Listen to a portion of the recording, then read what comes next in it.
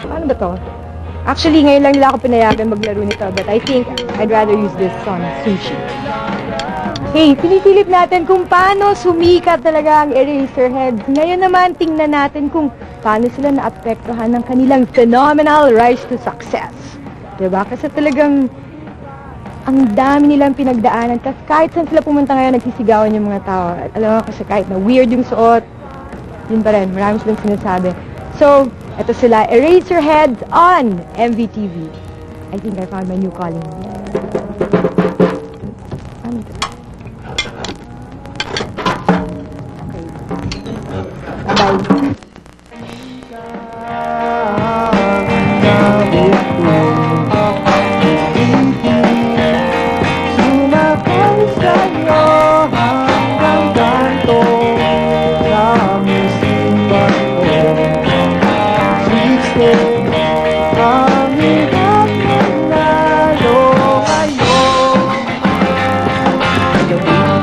Bahay, ibaba ang iyong kilay.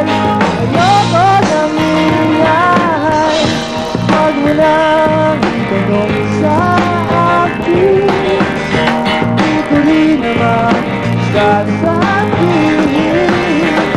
Huwag mo lang itanong sa akin. At di ko na iisipin. What about your families, no? And did they ever expect na, uy, yung anak ko, ganyan, sisikat to, ganyan. Anong reaction na sa inyo ngayon? Iba na ba yung treatment ng magulang? Hindi nila na-expect yun. Actually, they're still expecting a diploma. I'll get there, Dad. Hindi, darating ako dun. Hindi nila pero masaya sila sa nangyari dahil yun, they weren't expecting na ganito nga ka-successful yung band. And, ayan, I guess they're pretty happy about it. Wag mo na itanong sa akin. Di ko rin naman sasabihin. Wag mo na itanong sa akin. At di ko na iisipin. Okay, Vic, tell us naman, paano nyo na-discover ang Eraserheads? Ano yung nakita nyo dito sa banda? First of all, very distinct yung writing style nila. Yun talaga yung pinaka-major factor na nag-decide, parang mag-decide kami to give them a recording deal. Sa tingin mo ba, since panahon ng ultra-electromagnetic pop, ngayon meron na tayong Caterpillar, kumusta naman? Nagbago ba ang Eraserheads? Technically wise, masarap na silang tumugtog, tsaka kabit na. Very intensive yung sound sila, energy. Compare dati, compare nung araw, medyo loose, medyo nagkakalat, medyo madumi. Hindi mo nakapadalag ng gitara. Slow, it hurts so bad. Slow, I'm killing time.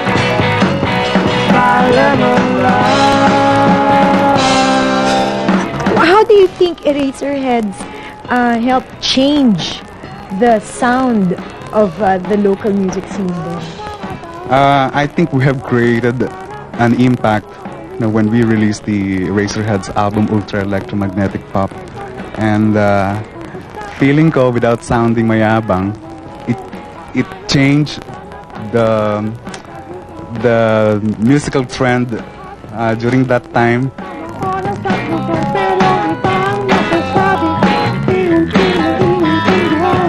Ang payo na magulang, slow, it hurts so bad. Slow, I'm feeling down. I am alive.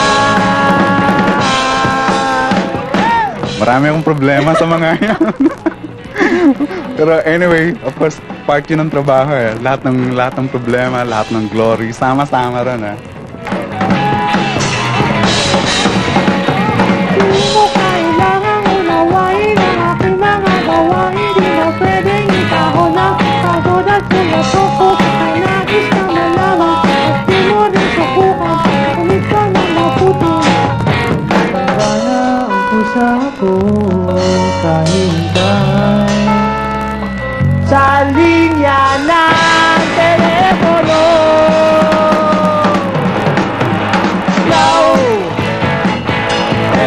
so fine.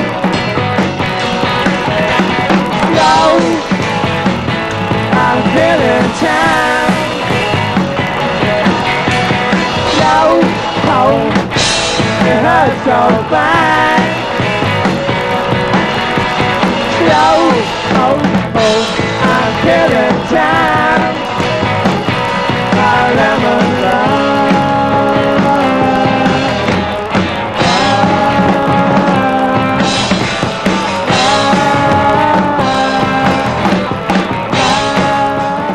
Naluluha ako sa tao. Lee, ano ba naman sa mo? Alam mo, Raymond, that pag ginamit mo ang 1 nag-ohm 10K feedback resistor set to the gain of the amplifier at 100, para magkakaroon ka ng 10 volt input na magbibigay siya ng 1,000 volt output. Aha, pwede rin mag-order ng french fries kasama. Kasi binabasa ko sana yung script kaya lang.